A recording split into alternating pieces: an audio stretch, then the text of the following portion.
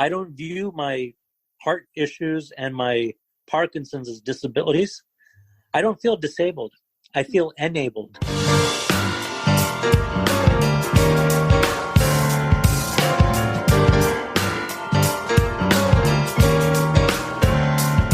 Welcome to Heart with Anna. I am Anna Jaworski and your host. We are in our 15th season and we're happy you are with us today. I'm very excited about today's show to feature a special heart warrior. Today's show is entitled The Bionic Man of Table Tennis. Navin Kumar was born December 9, 1973, with complex congenital heart defects that have required 5 open heart surgeries through the course of his life. Navin has a mechanical heart made of the same carbon fiber material used in high-end table tennis blades. I guess it's fitting then to acknowledge some of Navin Kumar's table tennis accomplishments. Navin was a silver medalist for the United States in doubles and a bronze medalist in singles at the Parkinson's World Table Tennis Championships. He made history by becoming the first table tennis medalist with Parkinson's and a congenital heart defect at the U.S. Open Championships in December 2018. In addition to being a world-class table tennis player, Navin is also an accomplished violinist and now an actor and producer. Even though he was diagnosed with early-onset Parkinson's disease and has had multiple open-heart surgeries, he has maintained a positive and upbeat attitude. He continues to strive to motivate others through public speaking and other activities.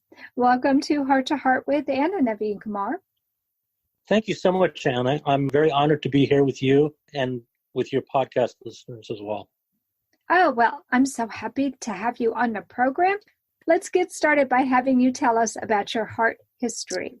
And if you could tell us exactly what your heart condition is, that would be great, because I'm not exactly sure what you mean by mechanical heart.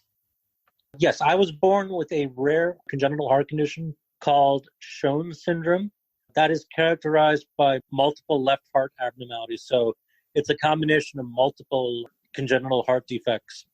The prognosis for being born with that rare condition isn't very good. And it was honestly quite a miracle that I actually survived my childbirth, from what I was told. Yeah. I was born premature by 1 month. And at the age of 20 days old, I was diagnosed with a heart murmur. Mm-hmm. And what happened was I was born in Arizona, just outside of Tucson. And I had this heart catheterization that was done at 20 days old. They did the heart cath. Normally, they have it done through the femoral artery in the groin. But because I was a small infant, they did it through my right arm.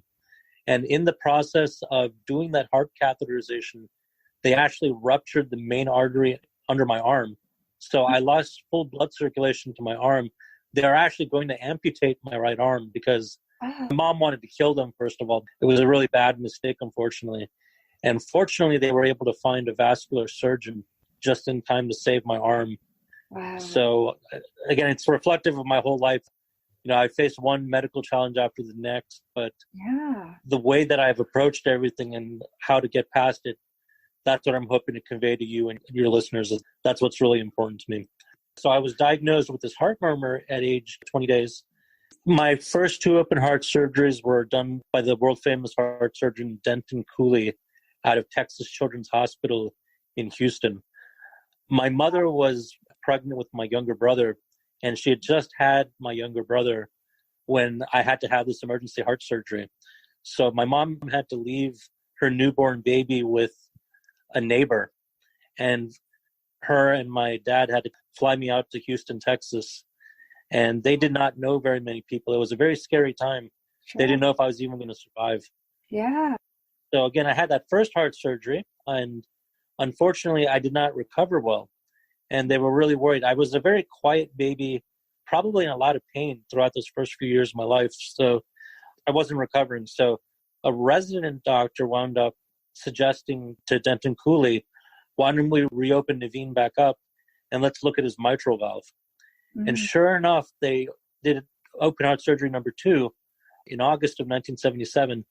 And they found a membrane covering my mitral valve, a heart defect, along with a hole in my heart. So they were able to repair both.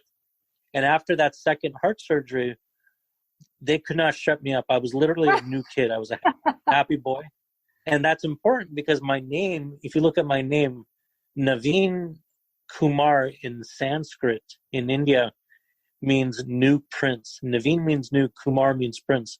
And after that second heart surgery, I was literally a new person, a new prince.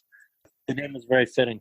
Wow. Well, I have some friends who have children with Schoen's complex, and it's a variant of hypoplastic left heart syndrome. So it's a miracle you lived to 20 days of age before they discovered you had a heart murmur. Absolutely. Very, very lucky. Yeah. So a lot of my friends whose children were born with Schoen's complex or Schoen's syndrome were born after you were born, and they had what was called a Blalock Taussig shunt. Do you know what your first surgery was? Yes, they did not have any of that stuff back when I had it, because I had this was in the 1970s.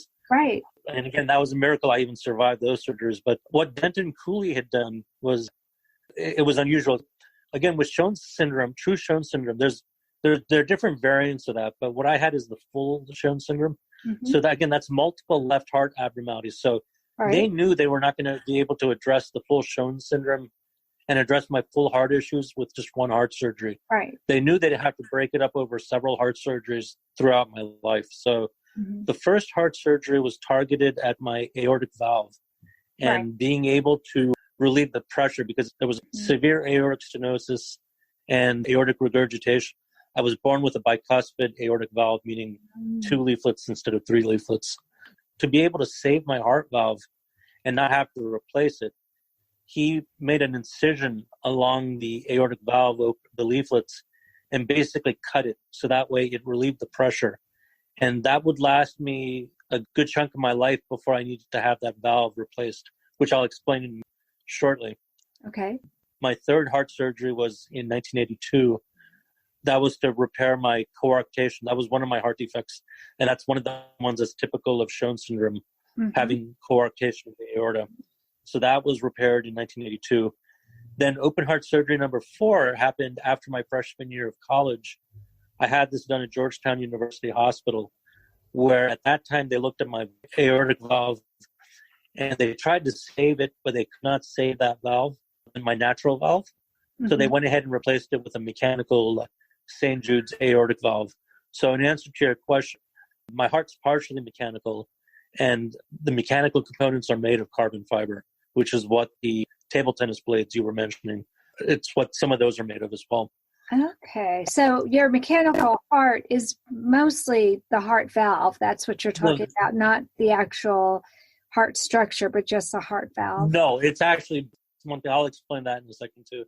That I had only gotten up to you are so complicated. Sorry. That's all right.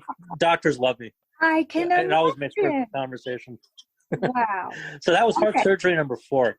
Okay. Number 5 happened 9 days after the 9/11 attacks. Over time, there's a correlation between bicuspid valves and developing aortic aneurysms later on in life. So I wound up having an aortic aneurysm in the ascending aorta, just inferior to the arch, but also encompassing my aortic root. Where the heart connects to the aorta, that aortic valve and that immediate portion of the aorta where it meets the aortic valve, all that area was impacted by this aneurysm. So the doctors had to remove my old mechanical aortic valve. They had to remove the entire ascending aorta just below the arch and replace that with what they call a composite graft, which is St. Jude's mechanical aortic valve connected to a Dacron tube. Wow. So in answer to your question, yeah, my aortic valve is mechanical, but it's not the only portion of my heart that's artificial. The entire ascending aorta is artificial. It's made of Dacron. Wow. They wound up replacing the aorta and everything early on. They wanted to make sure it didn't get worse than it was, because already my aneurysm had expanded to the point where it could have burst, and then that would have been instantaneous death. Right. Dr. Duke Cameron at Johns Hopkins Hospital did my 5th open heart surgery because of the complexity of my surgery. The more heart surgeries that a patient has makes your anatomy unpredictable in terms of the scar tissue. See, that scar tissue shifts everything around. So when I encountered open heart surgery number 5, my heart wasn't where it would have normally be located. My heart was actually shifted over so that a portion of my heart was just below my sternum bone. And that sternum bone is where the doctors, they saw it and break it open. So that way they can do open heart surgery. So if your heart muscle is just below that sternum bone, then guess what? There's a risk of when you saw the bone, you might nick the heart and kill me. So fortunately, So fortunately, Dr. Duke Cameron, he was a lot more experienced with the crazier cases like myself. So that was a huge impact in terms of me being able to survive this surgery. So with this 5th open heart surgery, they replaced my aortic valve and ascending aorta with a St. Jude's composite graft. And I've been doing great ever since. As I will explain shortly, during this heart surgery, I may have experienced a stroke, but on the micro level. When I had my 5th open heart surgery, it's believed that that might have contributed greatly towards me acquiring Parkinson's disease due to the fact that I experienced a micro-level stroke, which damaged the dopamine-producing areas of my brain. It may have contributed towards my Parkinson's. Not saying that this would happen to everybody, but it was one of those flukes that happened to me and likely contributed towards me eventually getting Parkinson's later on in my life. That was going to be my next question. I mean, here you are, this amazing table tennis player, and yet you have Parkinson's. But it was early onset, which now that you explained all of the open heart surgeries you've had, it's not surprising that you might have had a TIA or some kind of cerebral vascular accident because you were on a heart-lung machine so much, and those operations are so complicated. It really isn't surprising when something happens. I think it's more surprising if nothing happens. But when was it discovered that you actually did have Parkinson's? It was confirmed for sure that I had Parkinson's 7 years ago when I saw a neurologist, and they had done their diagnostic testing and they had put me on Parkinson's medication, which ultimately I responded favorably to, which was a definite sign that I had Parkinson's. Now, in terms of the Parkinson's, I'm the only one in my family that has it. It's not like it was genetic and I had gotten it from anybody in my family. It was just me that got this gift. And when I found out that I had Parkinson's, for many people, it's very difficult to cope with that because for many, it's the first time in their lives, most likely, that they've experienced something of that magnitude in terms of health issues. But in my case, because I was born with this heart condition, I've never really had a normal life. I mean, my normal is basically being in and out of hospitals my whole life, which by no means is that a bad thing. If anything, my heart surgeries have made me incredibly strong in the sense of being positive, being able to see the good things and being able to appreciate people and appreciate everyone and everything. It's the difficult times in life and how we choose to see things that shape and define us. And for me, getting Parkinson's, that was just another thing for me to conquer. Texas Heart Institute were offering us a mechanical heart, and he said, "No, Dad, I've had enough. Give it to someone who's worthy." My father promised me a golden dress to twirl in. He held my hand and asked me where I wanted to go. Whatever strife or conflict that we experienced in our long career together was always healed by humor. Heart to Heart with Michael. Please join us every Thursday at noon Eastern as we talk with people from around the world who have experienced those most difficult moments. This content is not intended to be a substitute for professional medical advice, diagnosis, or treatment. The opinions expressed in the podcast are not those of Hearts Unite the Globe, but of the hosts and guests, and are intended to spark discussion about issues pertaining to congenital heart disease or bereavement. You are listening to Heart with Anna. If you have a question or comment that you would like addressed on our show, please send an email to Anna Jaworski at anna@hearttoheartwithanna.com. That's anna@hearttoheartwithanna.com. Now, back to Heart with Anna. Navin, before the break, we learned about your heart history, which I had no idea. It was so complicated. But in this segment, I really want us to talk about how your heart defect has affected your philosophy of life. I really, really enjoyed listening to you speak at the Mended Little Hearts CHD Symposium in Milwaukee in July of 2019. What inspired me most was your positive outlook despite any trials. You just relayed even more trials to me here than I heard in Milwaukee. So why don't you talk to us about your philosophy of life? Thank you, Anna. This is actually probably the most important thing I'd like for the listeners to take away from this podcast is what I'm about to share right now.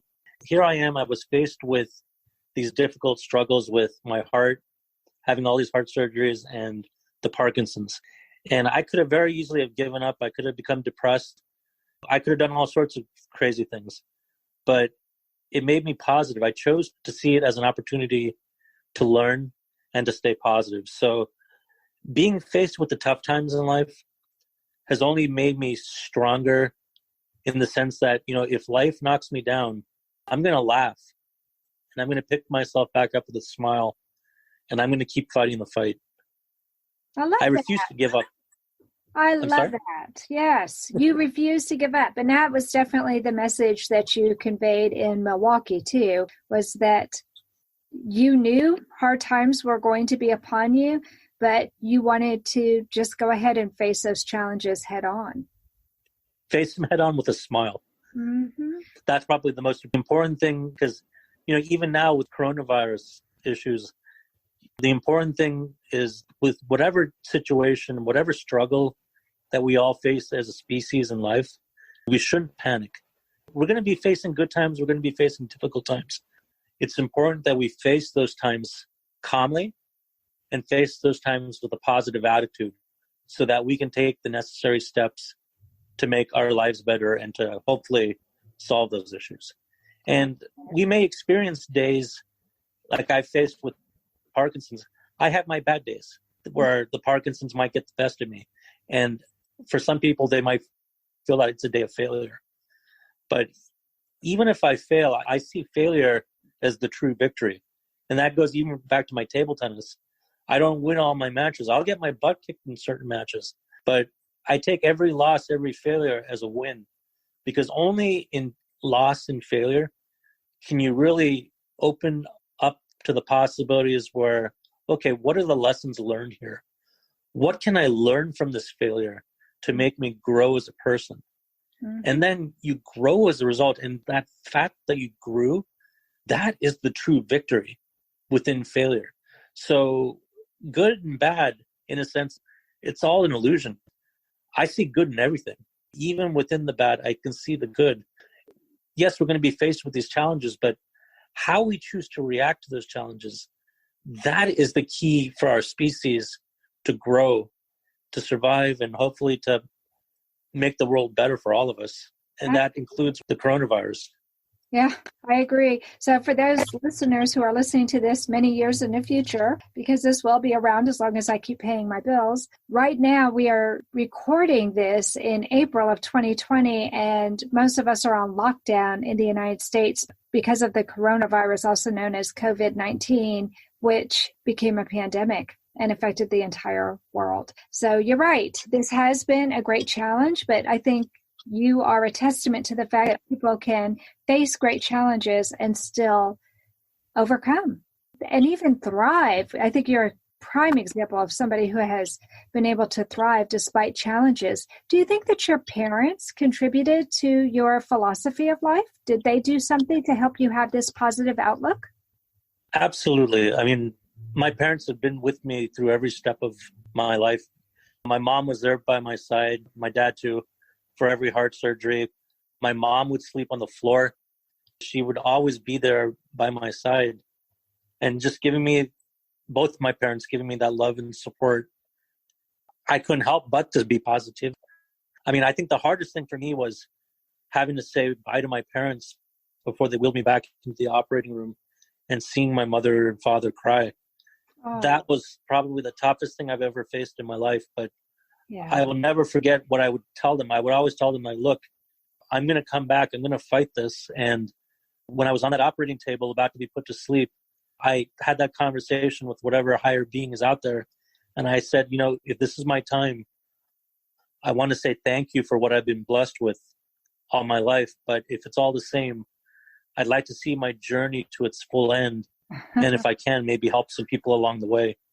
And thanks to a lot of prayers from people worldwide of all faiths who have prayed for my survival, I'm truly grateful for that. And it has given me a unique outlook in terms of respecting all cultures, all religions, seeing the good in everything and everyone, because that's very important. With any surgery that we have, especially like, take, for example, open heart surgery, you can have the best doctors, you can have the best technology, but when all is said and done and they work their magic, they sew the patient back up, there's a period of time where they just kind of have to step back and just kind of wait and see how the patient responds.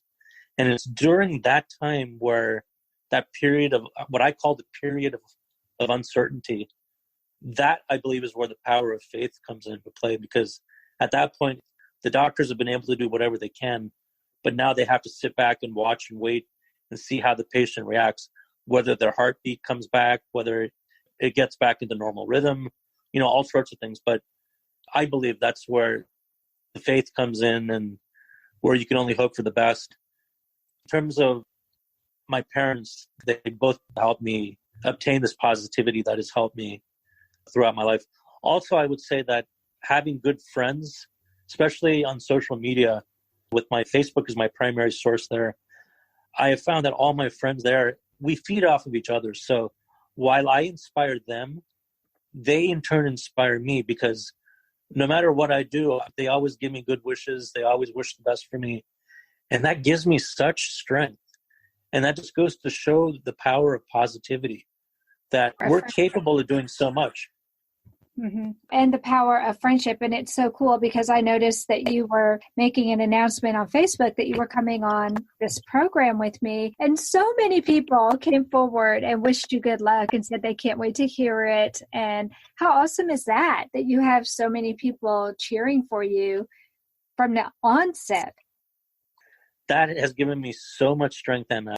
It's hard for me to explain. Even when I first met you, Anna, at the Mended Little Hearts National Conference, I gave that keynote speech last year. Even before that speech started, I had everybody on Facebook was basically wishing me all the best. And I had shared with them how that organization had helped my parents in my younger days. And thanks to the blessings of life, I call it, it was able to go full circle. And I was able to give back to that same organization and just express my gratitude for what they did for my parents. I mean, we don't get that opportunity often to be able to thank the people. I wish I had had a chance to thank Denton Cooley, but unfortunately he had passed away a couple of years back. But at least I had the opportunity to thank this organization for everything they did for my parents. Hi, my name is Jamie Alcroft, and I just published my new book, The Tin Man Diaries. It's an amazing story of my sudden change of heart as I went through a heart and liver transplant. I can think of no better way to read the Tin Man Diaries than to cuddle up in your favorite Hearts Unite the Globe sweatshirt and your favorite hot beverage, of course, in your Hearts Unite the Globe mug, both of which are available at the Hug Podcast Network online store, or visit heartsunitetheglobe.org.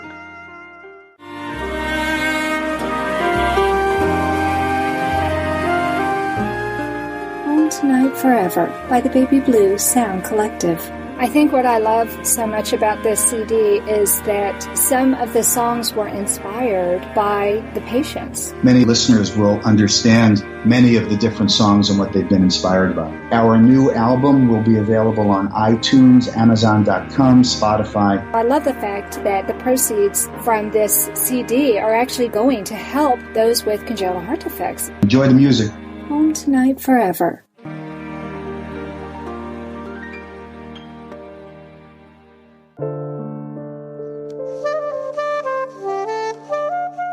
Heart to Heart with Anna is a presentation of Hearts Unite the Globe and is part of the Hug Podcast Network.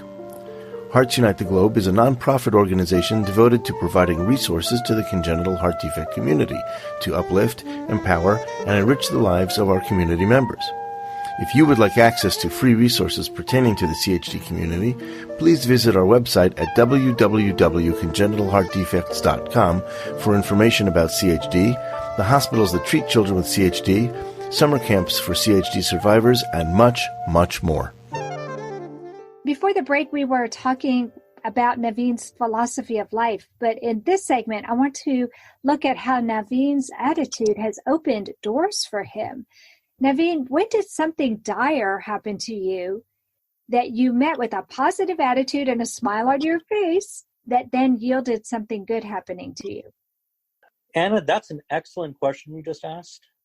I would say that when I got diagnosed with Parkinson's disease, at that point, I knew I needed an activity to kind of get my mind off things and for me to be able to have good exercise.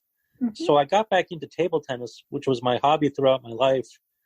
I wound up getting coaching from a national level coach, and then I got good enough fairly quickly that I wound up successfully getting into the U.S. Paralympic table tennis program to represent the USA for table tennis as history's first athlete to actively compete with Parkinson's on the Paralympic and Olympic levels.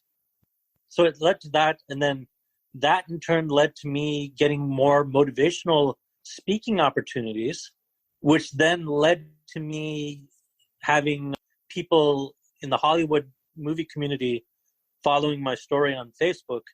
And that wound up leading me to start acting in movies and having those opportunities. So everything kind of cascaded upon itself amazingly. And that goes to the point that I wanted to share, that what I do, I choose to do not for any fame or stardom, but to simply inspire the world to not let their struggles stop them from achieving their dreams in life. And that it all starts with having a positive attitude. Yeah. So who would have thought that you acquiring Parkinson's disease could lead to you having the greatest success of your life? Absolutely. And that's an excellent point you made, Anna, because of the fact that Parkinson's normally ends athletic careers. Mm-hmm. And you have to keep in mind, I was not an athlete before I had gotten Parkinson's. I only became an athlete on the world level only after Parkinson's. Wow. So that goes to show you that just because somebody gets diagnosed with Parkinson's, for a lot of folks, they consider that the end of the world. Mm-hmm. And what I hope to share with people is it doesn't have to be the end of the world. Okay. It's a choice that you must make. You can either see it as something bad, or you can see it as something that you can work towards getting better and exceeding your expectations and dreams and being able to achieve them. Yes. What I love is that you never stopped dreaming, Navin. You kept dreaming. Never. And you kept saying yes. When people would ask you, well, do you want to do this? You said, sure, I'll try it. Agreed. And I would also say that some of that's due to the fact that I don't view my heart issues and my Parkinson's as disabilities. I don't feel disabled. I feel enabled because they've both given me strength. Mm-hmm. And when I look back at it, honestly, I don't even feel like I have a congenital heart defect. I feel like I was just born with a different heart compared to most people. But is it truly a defect? I mean, yes, there are certain things where the heart I was born with needed to be repaired, like having a hole in the heart and all that. But in a sense, I don't see it as a defect. I see it as what I was blessed with, and the doctors helped to make it even better. So when you see it that way, it just gives you strength. You take something that others would perceive as bad, heart disease, oh my God, and you see it as something that's a gift in a sense. Right. You see it as a blessing. I feel exactly the way that you do. So many people would look at me and say, oh, how horrible. Her child has had multiple open heart surgeries. I see it as a blessing that my son has survived those heart surgeries and is the strong man that he is and is living the life that he is, just like you are. So what kind of advice would you give to parents like me or kids like you who might be born with a heart defect and may even acquire additional problems like you did with your Parkinson's?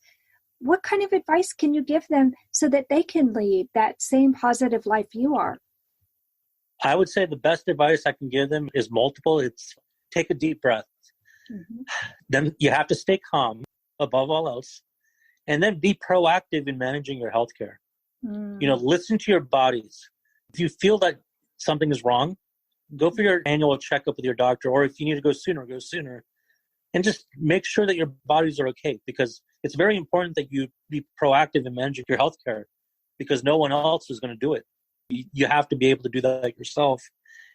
And so again, being proactive in managing your healthcare, staying calm, and whatever happens in life, good or bad, face it calmly and face it with a positive attitude. And you'll be surprised what you can accomplish when you do just those two things, but staying calm and positive.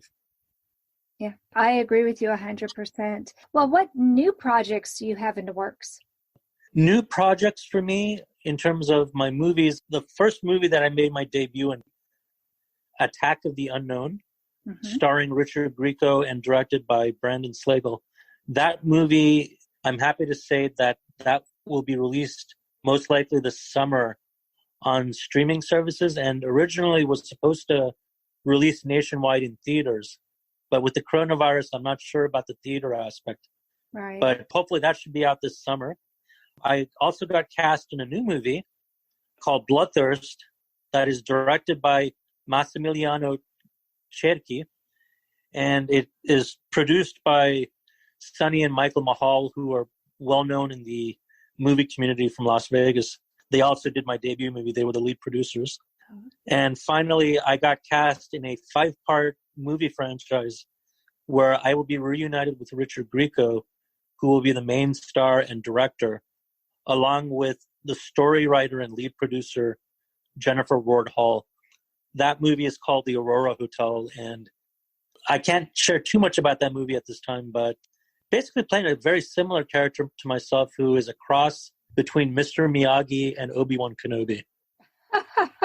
So something that Hollywood has not ever seen before. So This is something I'm very excited in. It's a 5-movie deal, so it's something I'm really looking forward to.